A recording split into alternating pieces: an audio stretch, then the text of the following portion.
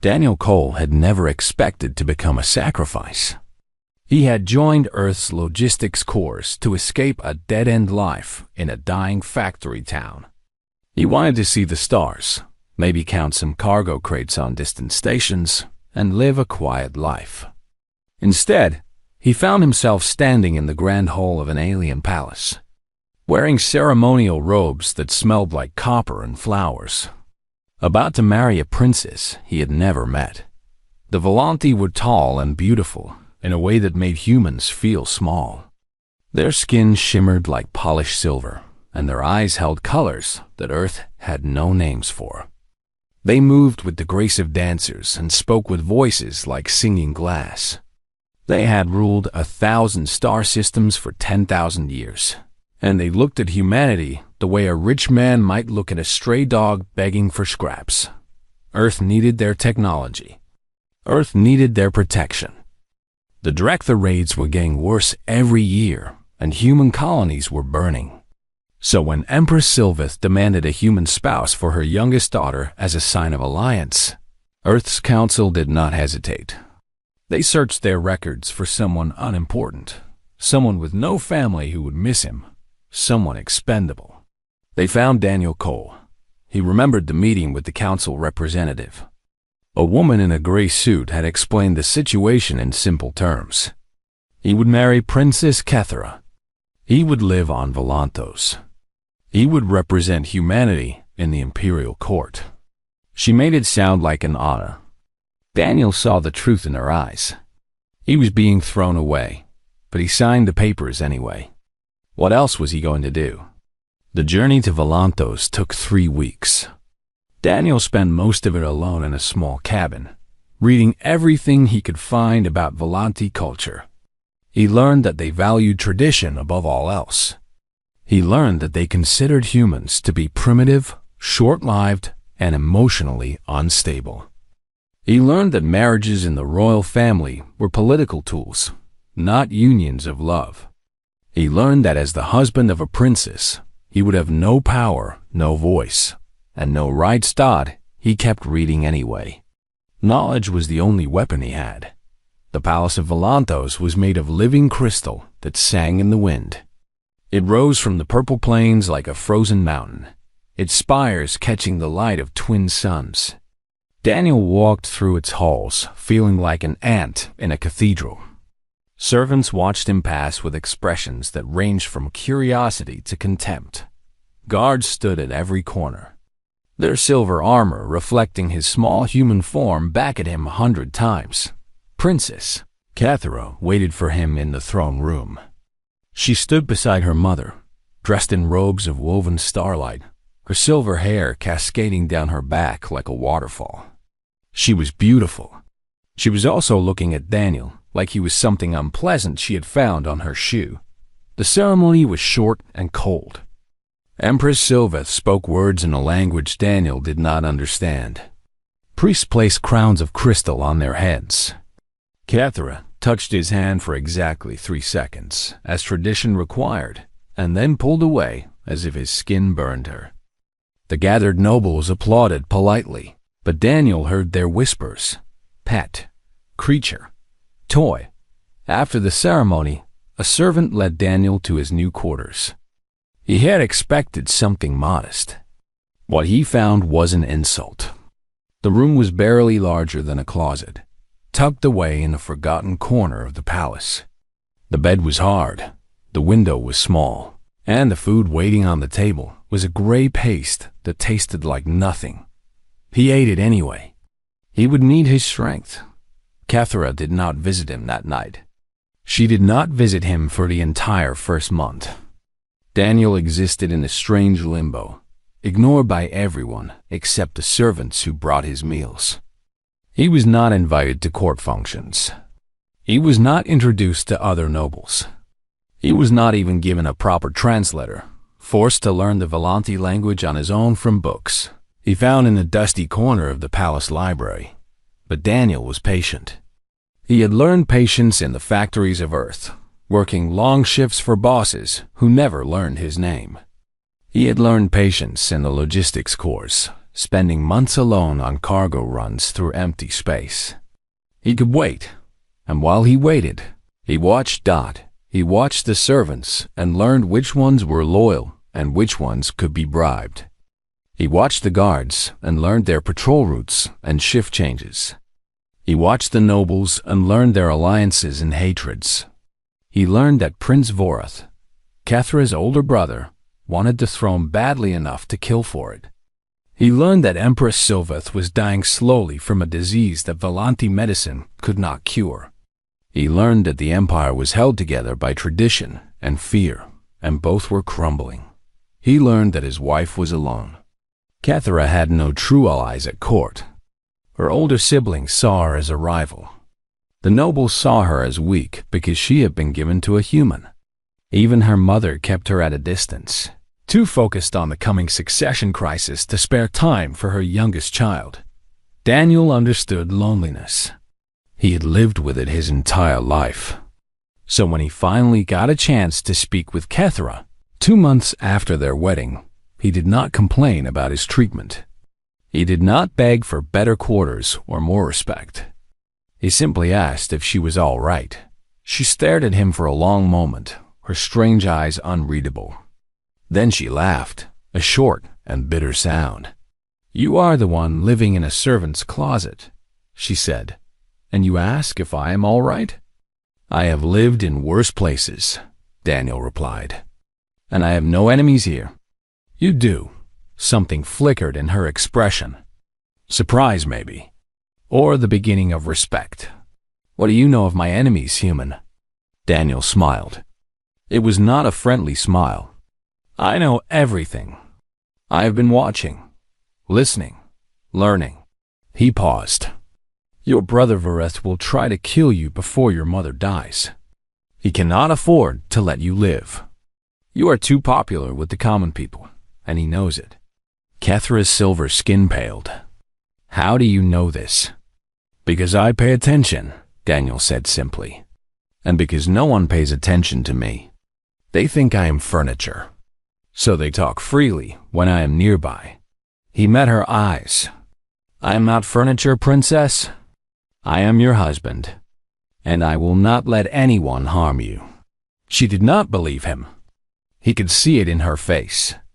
But she did not send him away, either. It was a start. 3 months passed. Daniel's life at the palace slowly changed, though not in ways that others could see. He still lived in his small room. He still ate the bland food the servants brought him. He still walked the halls alone, ignored by nobles and guards alike. But now Kethra spoke to him. At first, their conversations were short and guarded. She would summon him to her chambers late at night, when no one would see, and ask him what he had observed. Daniel told her about the plots and secrets he had uncovered. He told her which servants reported to her brother. He told her which nobles could be trusted and which ones were waiting to see who would win the coming struggle for the throne. She listened in silence, her face giving nothing away, but slowly she began to ask other questions. She asked about Earth. She asked about human customs, human food, human music. She asked about his life before the marriage, and Daniel told her the truth. He told her about the gray factories and the empty years. He told her about joining the logistics course just to escape. He told her that no one on Earth would notice or care that he was gone.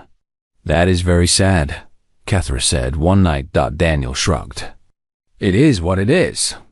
I have no use for self-pity." She studied him with those strange, colorful eyes. "You are not what I expected, Daniel Cole." "Neither are you," he replied. Something shifted between them after that night. It was not love, not yet. But it was something. A connection. An understanding between two people who had both been made into tools by forces beyond their control. The assassination attempt came on the night of the spring festival.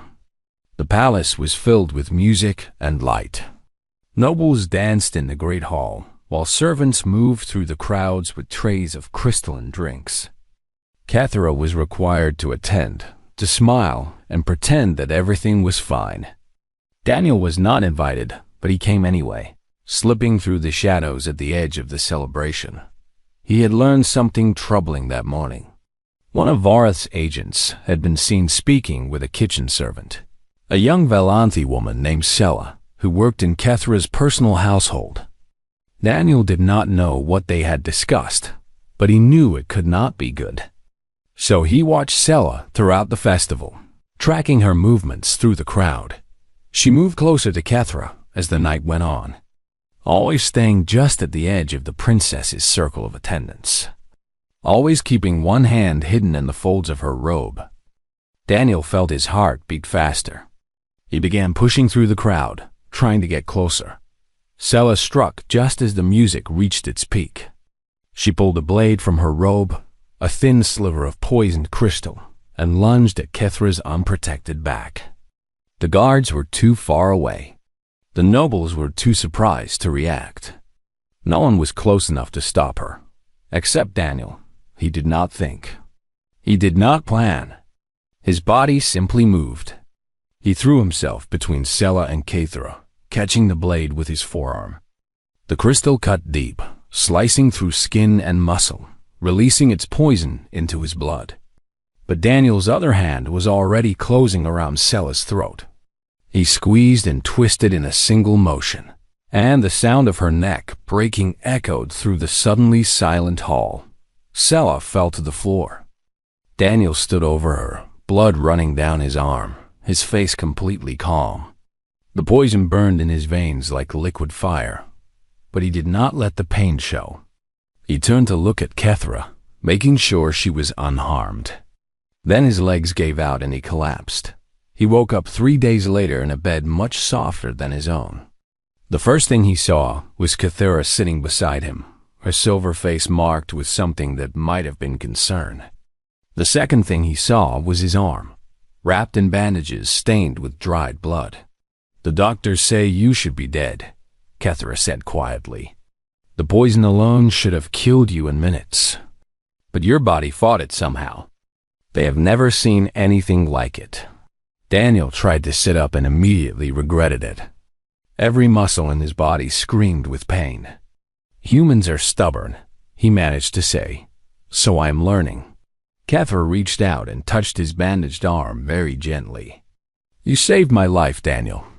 I do not understand why. This marriage means nothing to you. I have treated you like a servant. Why would you risk death for me?"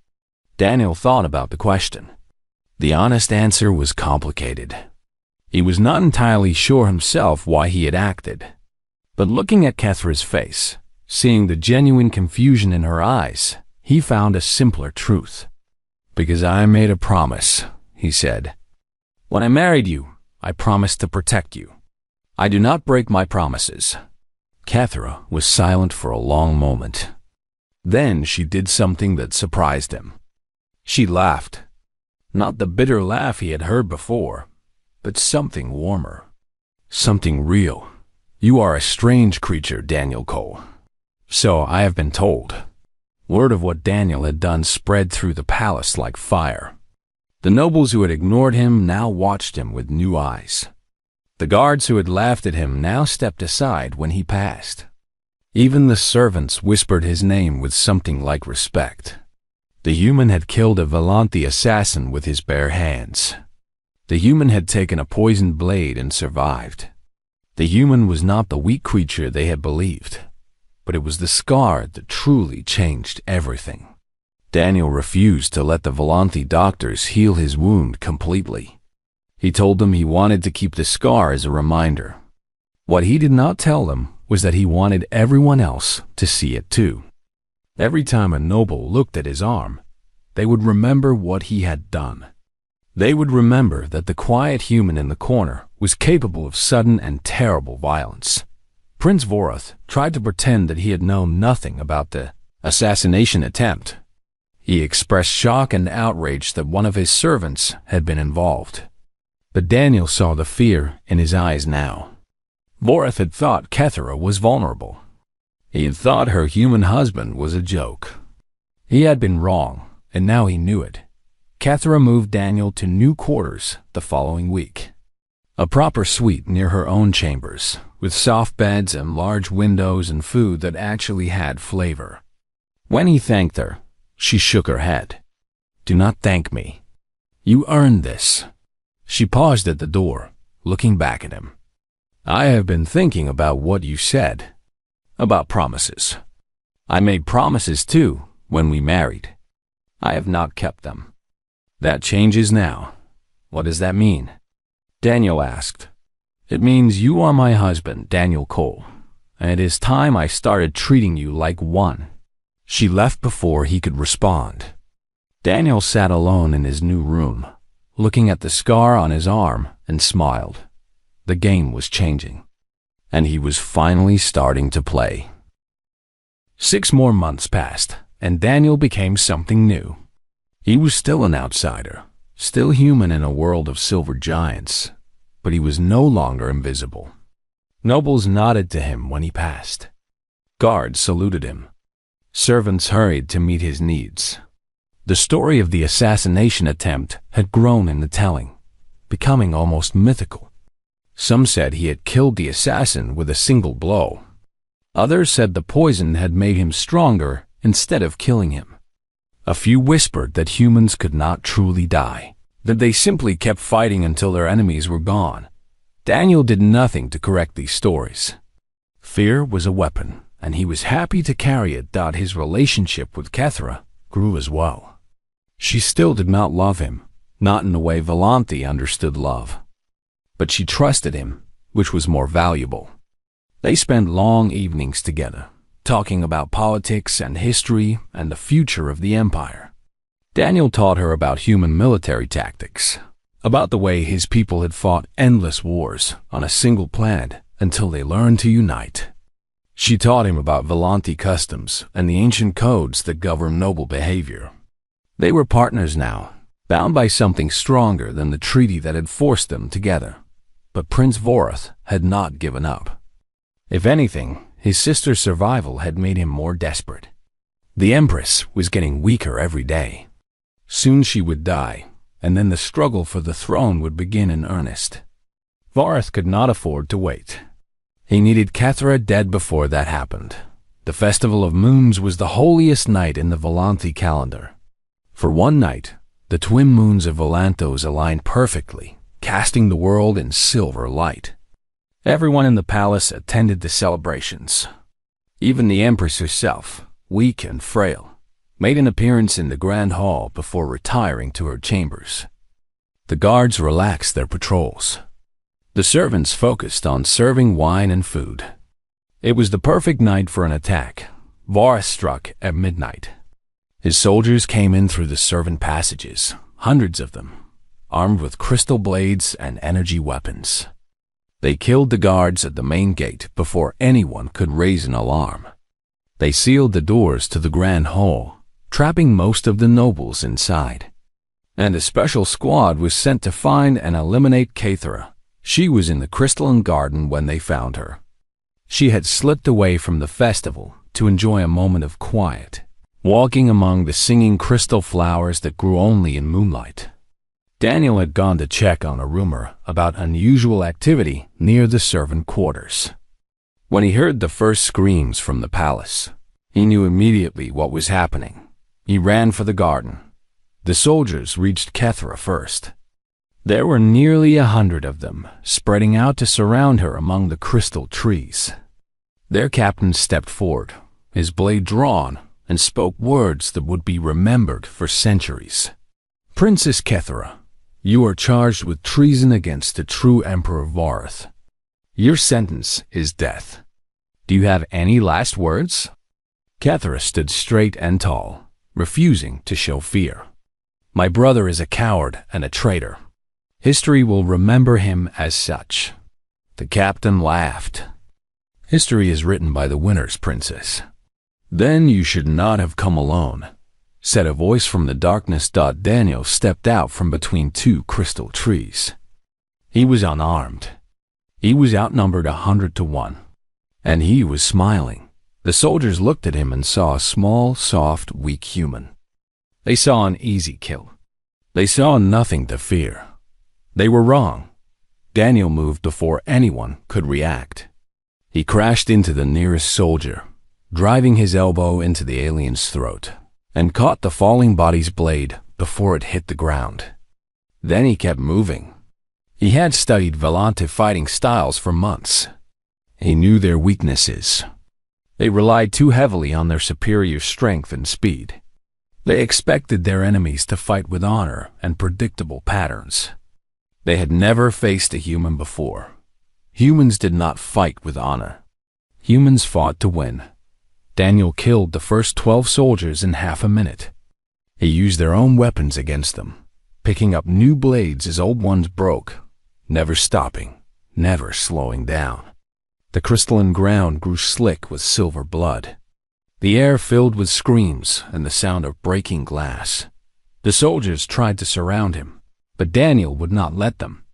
He kept moving, always attacking, never giving them time to organize. When they wounded him, he ignored the pain. When they cut his arms and legs, he used the blood to make his grip stronger. When they thought he was weakening, he attacked even harder. The battle lasted until dawn. By the time the first light of morning touched the crystal trees, Daniel was the only one still standing. 47 soldiers lay dead around him. The rest had fled, carrying tales of terror back to their master. Daniel stood in the center of the carnage, covered in blood both silver and red, a broken blade in each hand. Kethera watched him from where she had hidden during the battle. She had never seen anything like what he had done. She had never imagined that any creature could fight like that, could take so much damage and keep going through sheer force of will. When Daniel finally allowed himself to fall to his knees, she ran to him. "You should have run," he said, his voice barely a whisper. "I told you to run. I could not leave you." She held his face in her hands, looking into his eyes. "Daniel, what are you?" He managed a weak smile. "Just a human. Humans are not supposed to be able to do what you did. Nobody told me that." She laughed, tears streaming down her silver cheeks. "You are dying. I can see it. There is too much damage." "Probably," Daniel agreed. "But not yet. Not until I know you are safe." The palace guard arrived an hour later, having finally fought their way free of Vareth's soldiers. They found Daniel unconscious in the garden, cradled in Kethra's arms, surrounded by the bodies of his enemies. The captain of the guard looked at the scene and could not understand what he was seeing. "The human did this?" he asked. "Alone?" Kethra looked up at him with fierce eyes. "My husband did this, and he will be treated with the respect he deserves, or I will have your head." The guard captain had served the Empress for 30 years. He had seen battles and duels and wars. He had never seen anything like the destruction in the garden. He bowed low to the blood-covered human in the princess's arms. "Yes, Your Highness. As you command." Daniel survived. The Volante doctors did not understand how, but he survived. When he finally woke, 3 weeks later, the first thing he heard was that the nobles had given him a name, Valketh Shirai, the one who walks with death. Daniel thought it was a bit dramatic, but he did not argue. Daniel's recovery took 4 months. The Volante doctors had never treated a human before, and they were amazed by what they discovered. Human bodies were strange, fragile things compared to Volante physiology. But they were also remarkably good at healing themselves. Bones that should have needed a year to mend knitted together in weeks. Muscles that had been torn to shreds rebuilt themselves stronger than before. And through it all, Daniel never complained, never asked for pain relief, never showed any sign of weakness. "Your species is terrifying," the head doctor told him one day. "You have no natural weapons. Your senses are poor. Your bodies are soft and easily damaged. Yet you refuse to die. It is deeply unsettling." Daniel just smiled. "We have had a lot of practice." While he recovered, the political situation grew worse. Vareth had escaped the palace during the coup. fleeing to the outer territories with what remained of his loyal soldiers. There he had done something unthinkable. He had allied with the Drekther, the warrior species that had been the Empire's enemy for generations.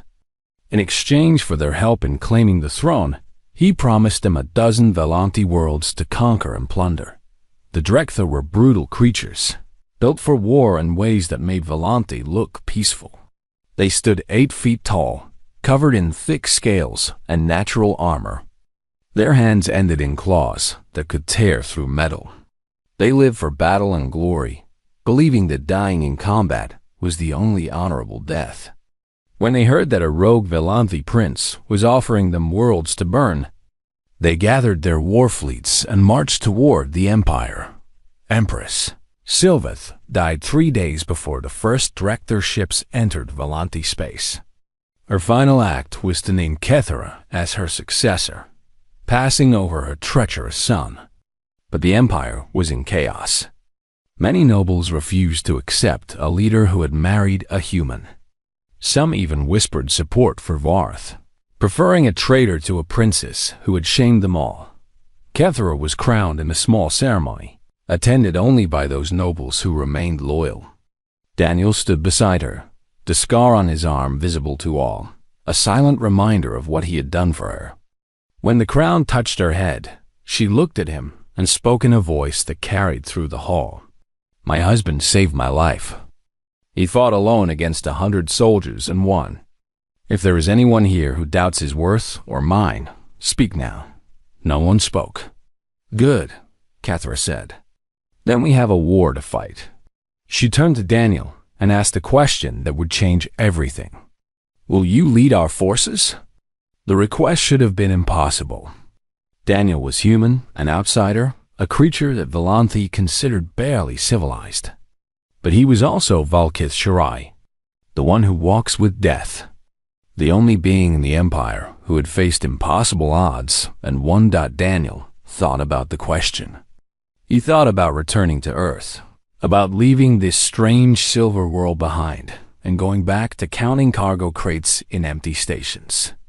He thought about the quiet, safe, small life he had once imagined for himself. Then he looked at Kethera, at the woman who had become his partner and his purpose. And he smiled. "I will need soldiers," he said. "Human soldiers." Earth's council was hesitant at first. They did not want to involve themselves in an alien civil war. But Daniel made them an offer they could not refuse.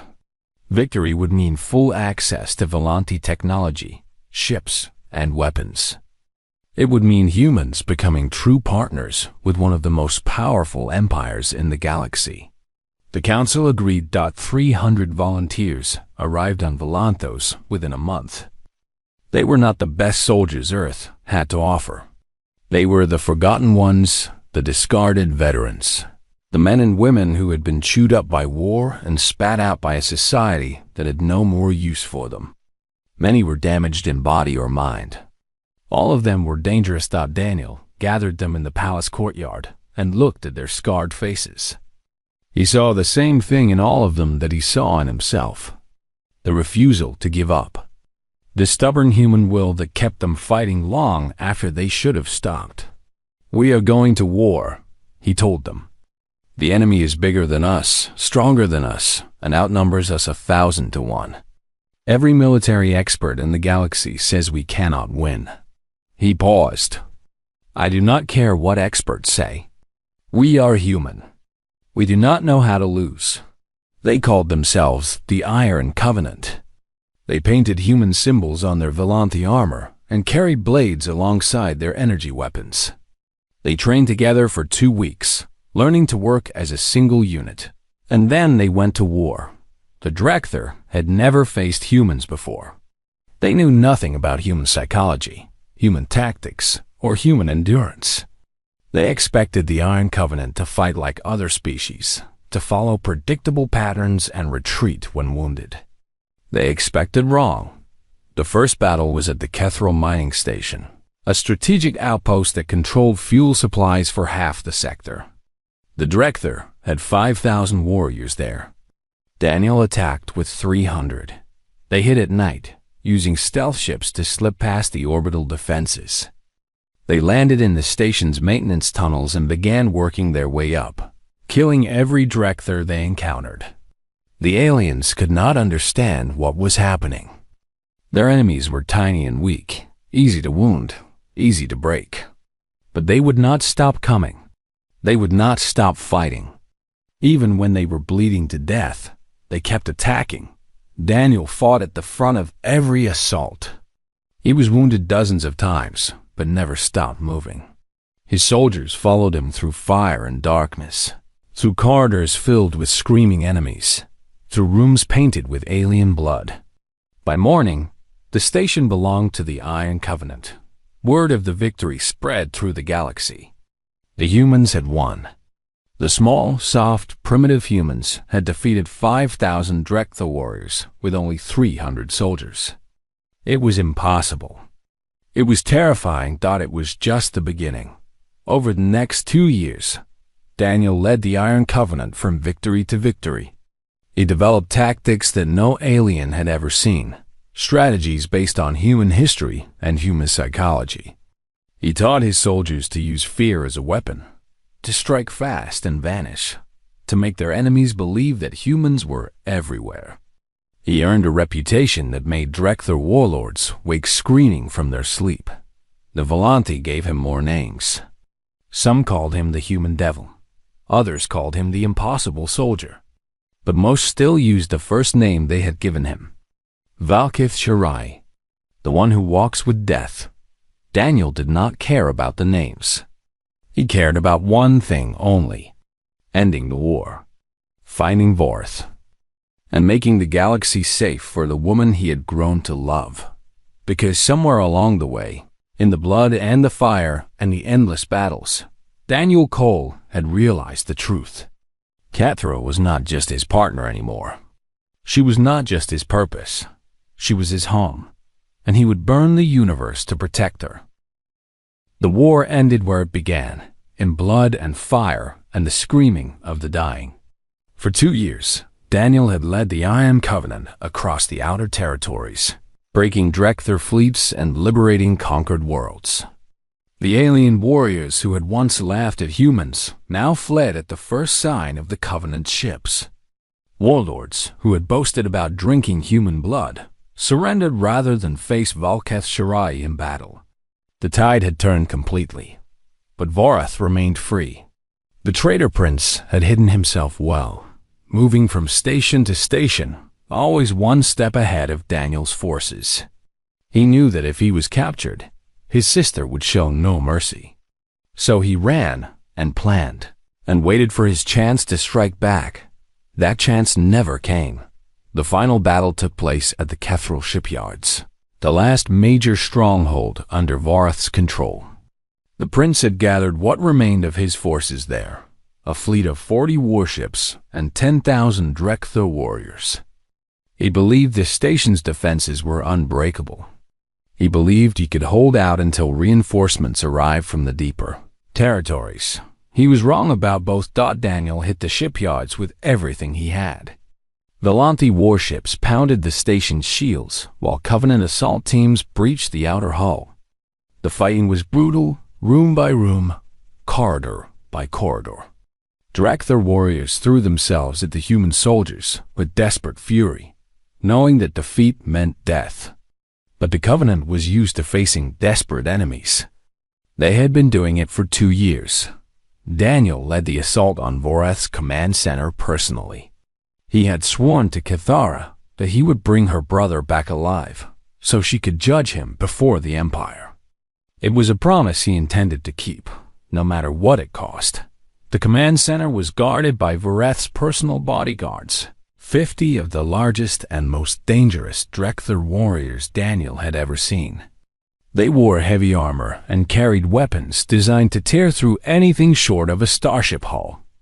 They looked at Daniel and his squad of 12 Covenant soldiers with contempt. "Go back to your Empress, little human," the lead guard rumbled. "Tell her that her brother will claim his throne over your corpses." Daniel smiled. It was not a friendly smile. I am not going to tell her anything. I am going to bring her a gift. The fight lasted 20 minutes.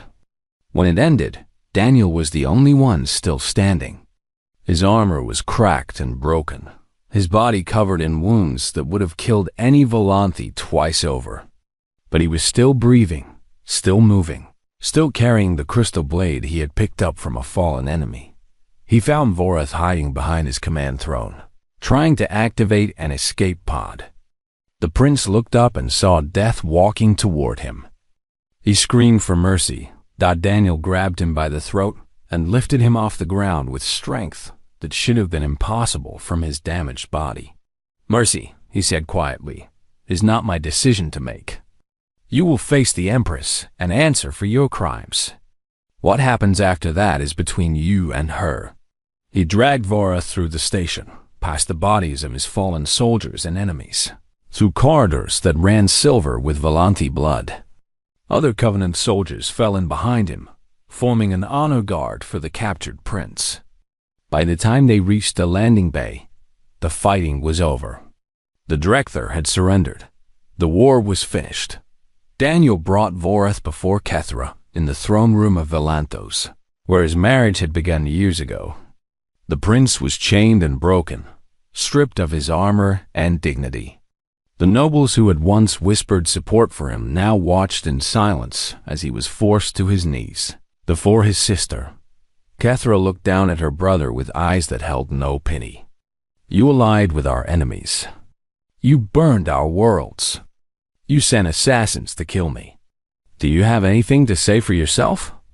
Vorath looked up, and even in defeat, there was hatred in his eyes. "You married a human. You shamed our bloodline. Everything I did was for the good of the Empire. The Empire has judged you," Kethra said coldly, "and found you guilty of treason." She rose from her throne. "You will spend the rest of your life in a prison beneath this palace. You will never see the light of the twin suns again. And you will know, every day until you die, that you were beaten by the human you despised." Vorath screamed as the guards dragged him away. Daniel watched him go without expression. After the trial, Kethra asked to speak with him alone. They walked together to the crystalline garden, where Daniel had fought 47 soldiers to save her life. The crystal flowers had regrown, singing softly in the evening breeze. There was no sign of the blood that had once stained the ground. "The war is over," Kethra said quietly. "The Empire is safe. You have given me everything I asked for, and more." She turned to face him. "What do you want, Daniel?" "I will give you anything. Lands, fleets, a title that will make you one of the most powerful beings in the galaxy. Name it and it is yours." Daniel thought about the question. He thought about all the things he could ask for, all the power and wealth that could be his. Then he looked at Kethra, at the woman who had started as his jailer and become his partner, his friend, and finally his love. "I want to stay with you," he said simply. "Not as a treaty obligation, not as a political symbol, as your husband, your real husband." Kethra's eyes filled with tears. "Daniel, I know I am not what you expected when they sent me here. I know I am not Volanthi, and I never will be. But I love you, Kethra. I have loved you since the night I watched you face an army without showing any fear. I want to spend whatever time I have left at your side, if you will have me." She stepped forward and took his hands. Her touch was gentle, so different from the coldness of their first meeting. "I will have you, Daniel Cole. I would have no other." Their second wedding was small and private, held in the garden at sunset. No nobles attended. No priest spoke ancient words. It was just the two of them, standing among the crystal flowers, speaking vows that came from the heart. "I promise to stand beside you," Daniel said, "through peace and war, through joy and sorrow, until my last breath. I am yours, Kethra. I have been since the beginning." "And I am yours," Kethra replied. "My strange, impossible, wonderful human. I promise to love you for as long as we both live." and to tell our story to the stars so that it will never be forgotten. They kissed as the twin moons rose, and somewhere in the distance, a crystal flower sang a note of pure joy. The years that followed were good ones. The Volanthe Empire became humanity's greatest ally, sharing technology and knowledge freely. Daniel served as Kethra's advisor and protector, helping her build a galaxy where humans and aliens could live together in peace. The Iron Covenant became legends, their story told in songs and stories across 1,000 worlds. And whenever another species thought about threatening Earth, they would receive a quiet visit from Volanthe diplomats who carried a simple warning: the humans are patient. They are kind. They will offer you every chance to walk away. But if you insist on fighting them, you will face Volkith Shirai, and he is not a myth. Daniel Cole, the man who had been sent as a sacrifice, died peacefully in his sleep at the age of 97. Kethra was beside him, holding his hand as she had been for 50 years. He was buried in the crystalline garden among the singing flowers, where he had first become a legend. On his tomb were carved 3 words in both human script and Volanthe symbols.